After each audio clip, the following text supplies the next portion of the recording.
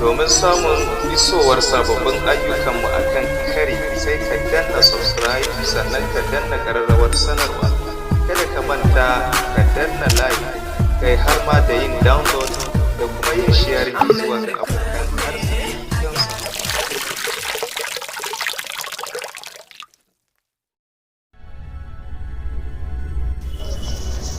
Habibina, tabbas soyayya ƙwayar cuta ce mai haɗarin gaske. Ban san haka ba sai da na tsinci kaina tsamo-tsamo a cikin tarkon ƙaunarka.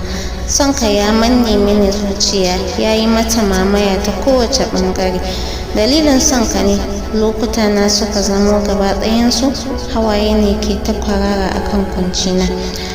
Dubi yadda idanuwana suka kasance, babu abin da yake ciki face zallar soyayyarka. Dubi jikina yadda ya koma, kowane sa'i tunaninka ne kawai yake ta mini shawagi a cikin ƙalbina.